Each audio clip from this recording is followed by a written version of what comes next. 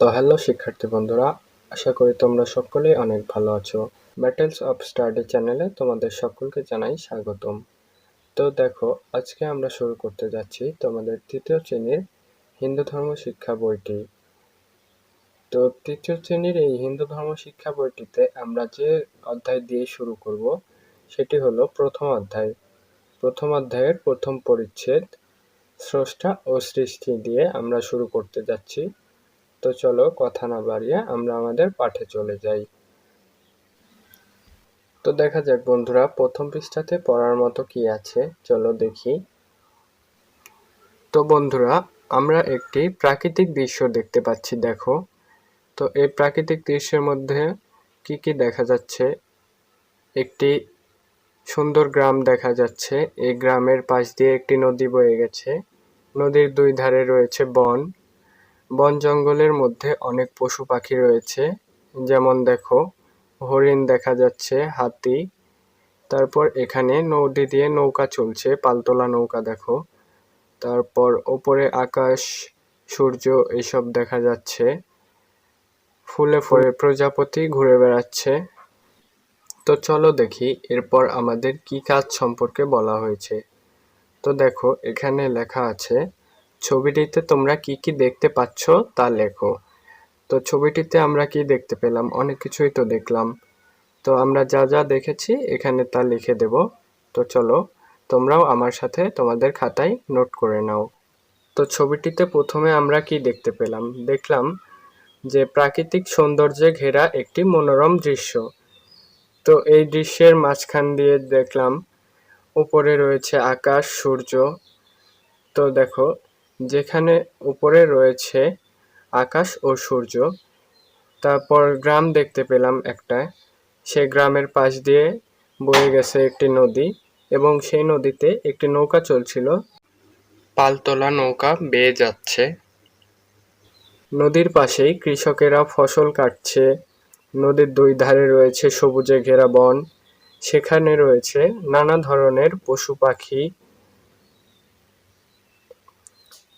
যেমন হাতি, হরিণ প্রভৃতি।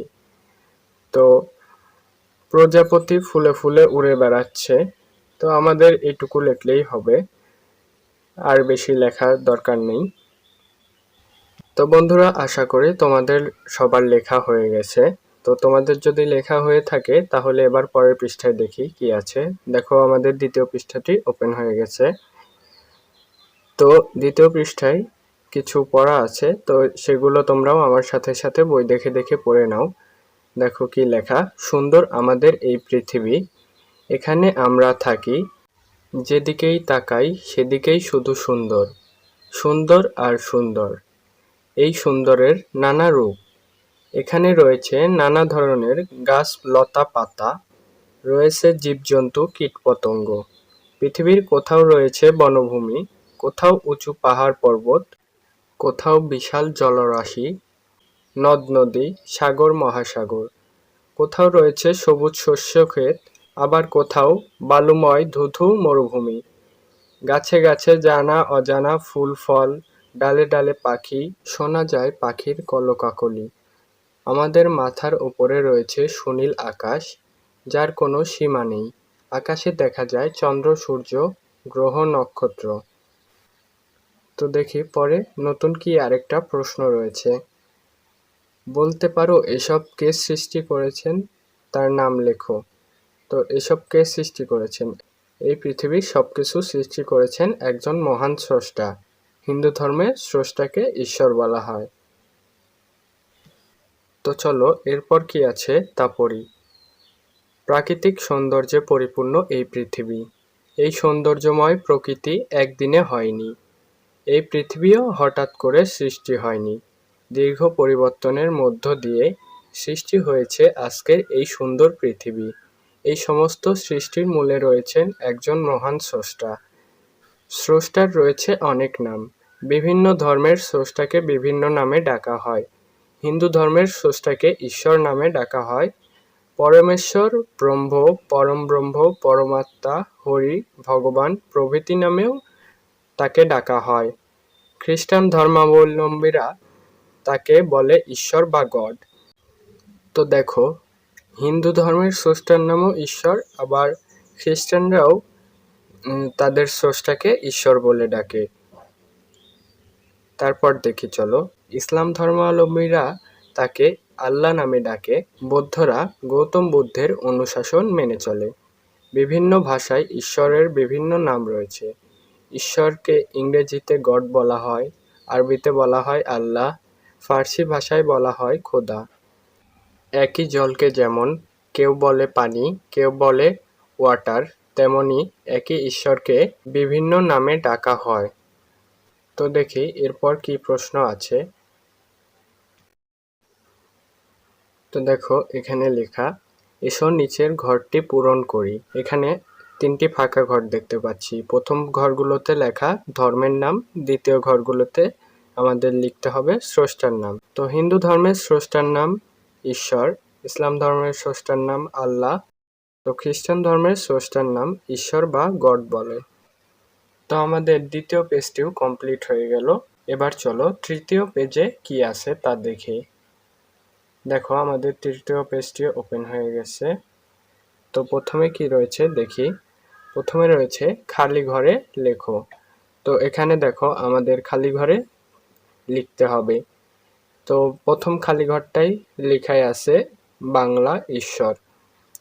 ইংরেজিতে ঈশ্বরকে বলা হয় গড, আরবিতে ঈশ্বরকে বলা হয় আল্লাহ, ফার্সিতে ঈশ্বরকে বলা হয় খোদা। তো এরপর দেখো আমাদের কি কাজ দেওয়া আছে। মনের মতো একটি প্রাকৃতিক দৃশ্য আঁকো।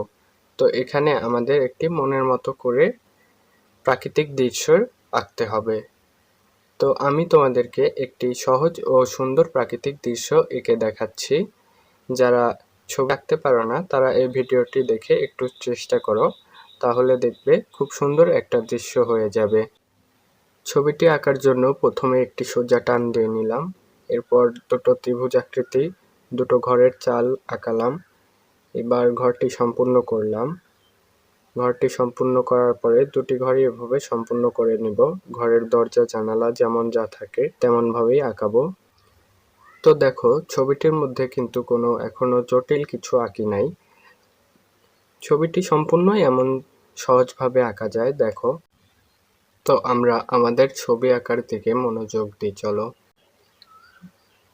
প্রাকৃতিক দৃশ্য যেহেতু এটা, তাহলে আমরা অবশ্যই গ্রাম্য পরিবেশ দেওয়ার চেষ্টা করব, যেখানে কুঁড়ে ঘর থাকবে, অনেক গাছপালা থাকবে। তো দেখো সাইডে আমরা যে দাগটি দিলাম, এই দাগটি দেওয়ার মাধ্যমে কিন্তু ঘরের পাশে একটি নদী হয়ে গেছে দেখো। তো আমরা যেহেতু এটি একটি গ্রামীণ পরিবেশ আঁকাচ্ছি, তাহলে গ্রামে কি দেখো তোমরা, ঘরের পাশে পাশেই আরেকটা নতুন কোনো গাছ আছে, ঘরের সাথে কোনো গাছ কিংবা ঘরের সাথে কলা গাছ, আম গাছ এমন দেখি। তো দেখো ঘরের পিছনে আমরা একটি কলা গাছ আঁকালাম। তো তোমাদের কাদের কাদের ঘরের পিছে এমন কলা গাছ আছে কমেন্টে জানিও। এবার আমরা যে নদীটি এঁকেছিলাম তার পেছনে অনেক দূরে দেখা যাচ্ছে একটি ঘন বন, এমন একটি পরিবেশ আঁকাবো। বন দেওয়ার পরে আকাশে আমরা সূর্য দেখতে পাবো। তো সূর্য আঁকার জন্য একটি গোল শেপ দিয়ে তারপরে চারিদিকে এমন ছোট ছোট দাগ টেনে দিলেই হয়ে গেল সূর্যের চিত্র। তারপরে আমরা কিছু বনের মধ্যে গাছ আঁকিয়ে দেব। গাছগুলো সোজা একটি লম্বা টান দিয়ে 4টা করে পাতা দিবে, দেখবে তাল গাছের মতো একটা শেপ এসে গেছে। এবার নৌকা দেখো। নৌকা আঁকানোর পদ্ধতিটা কিন্তু অনেক সহজ ও সুন্দর হয়েছে দেখো নৌকাটি। তো আমাদের দৃশ্যটি কমপ্লিট হয়ে গেছে। আমি আমার মতো করে একটি দৃশ্য দেখিয়ে দিলাম, তোমরা তোমাদের মনের মতো করে একটি দৃশ্য আঁকতে পারো চাইলেই। তো এখানে একটি দৃশ্য, প্রাকৃতিক দৃশ্য এঁকে নিবে। চলো তারপরে কি প্রশ্ন আছে তা দেখি এবং তা উত্তর করার চেষ্টা করি। তো আমাদের প্রথম অধ্যায়ের প্রথম পরিচ্ছেদের পড়া শেষ। এখন শুধু অনুশীলনী সমাধান করতে হবে আমাদের। দেখো অনুশীলনীর ক নাম্বারে আছে শূন্যস্থান পূরণ করো। 1 নাম্বারটি দেখো, প্রাকৃতিক ড্যাশ পরিপূর্ণ এই পৃথিবী। প্রাকৃতিক সৌন্দর্যে পরিপূর্ণ এই পৃথিবী। 2 নাম্বারটা দেখো, আকাশে দেখা যায় ড্যাশ গ্রহ নক্ষত্র। আকাশে দেখা যায় চন্দ্র, সূর্য, গ্রহ নক্ষত্র। 3 নাম্বারটা দেখো, হিন্দু ধর্মের স্রষ্টাকে ড্যাশ বলা হয়। তো হিন্দু ধর্মের স্রষ্টাকে ঈশ্বর বলা হয়। তো শূন্যস্থান পূরণ করা শেষ হয়ে গেছে আমাদের। এখন দেখি পরে কি আছে। তো পরের পৃষ্ঠাতে দেখো খ নাম্বারে বাম পাশের সাথে ডান পাশের বাক্যাংশের মিল করো। বাম সাইডে 5টি বাক্যাংশ এবং ডান সাইডে 6টি বাক্যাংশ দেওয়া আছে। তো আমাদের বাম পাশ এবং ডান পাশের বাক্যাংশগুলো মিল করতে হবে এখন। চলো আস্তে আস্তে আমরা ডান পাশের ও বাম পাশের বাক্যাংশগুলো মিল করি। তো 1 নাম্বারটি দেখো, সুন্দর আমাদের এই পৃথিবী, ডালে ডালে পাখি, স্রষ্টার রয়েছে অনেক নাম। হিন্দু ধর্মের স্রষ্টাকে ঈশ্বর বলা হয়। প্রাকৃতিক সৌন্দর্যে পরিপূর্ণ এই পৃথিবী। তো বন্ধুরা, চলো আমরা পরের প্রশ্নে চলে যাই। তো দেখো পরের প্রশ্নটি হলো, সঠিক উত্তরের পাশে টিকচিহ্ন দাও। তো দেখো 1 নাম্বারটিতে কি রয়েছে? 1 নাম্বারটিতে রয়েছে আকাশে কি দেখা যায়? আকাশে দেখা যায় সূর্য। আচ্ছা, এবার পরেরটা দেখো 2 নাম্বারটা, আমাদের মাথার উপরে কি রয়েছে? আমাদের মাথার উপরে আকাশ রয়েছে। ঘ নাম্বারটা সঠিক উত্তর। 3 নাম্বারটি দেখো, সমস্ত সৃষ্টির মূলে কে রয়েছেন? সমস্ত সৃষ্টির মূলে স্রষ্টা রয়েছেন। সঠিক উত্তর গ নাম্বার। তো বন্ধুরা, চলো এবার আমাদের পরের প্রশ্নে চলে যাই। দেখো ঘ নাম্বারটিতে কি রয়েছে? নিচের প্রশ্নগুলোর সংক্ষেপে উত্তর দাও। তো চলো আমরা আমাদের স্লাইড থেকে প্রশ্নগুলোর উত্তর দেখে নিই। দেখো এখানে 3টি প্রশ্ন লেখা আছে। 1 নাম্বারটি হলো, আমাদের এই পৃথিবী কেমন? 2 নাম্বারটি হলো, বৌদ্ধরা কার অনুশাসন মেনে চলে? 3 নাম্বারটি হলো, ইংরেজিতে ঈশ্বরকে কি বলা হয়? তো চলো প্রশ্ন 3টির উত্তর দেখি আমরা। তো 1 নাম্বারটির উত্তর হলো, আমাদের এই পৃথিবী সুন্দর। 2 নাম্বারটির উত্তর দেখো, বৌদ্ধরা গৌতম বুদ্ধের অনুশাসন মেনে চলে। 3 নাম্বারটি দেখো, ইংরেজিতে ঈশ্বরকে গড বলা হয়। তো এবার দেখো আমরা আমাদের শেষ টাইপে চলে এসেছি, ও নাম্বার। এখানে দেখো নিচের প্রশ্নগুলোর উত্তর দাও। এই 3টি প্রশ্নের উত্তর একটু ব্যাখ্যামূলক দিতে হবে। এগুলো একটু বড় প্রশ্ন। তো চলো এই 3টি প্রশ্নের উত্তরও আমরা দেখে নিই। তো 1 নাম্বার প্রশ্নটি দেখো, পৃথিবীতে কি কি রয়েছে? তো চলো উত্তরটি দেখি।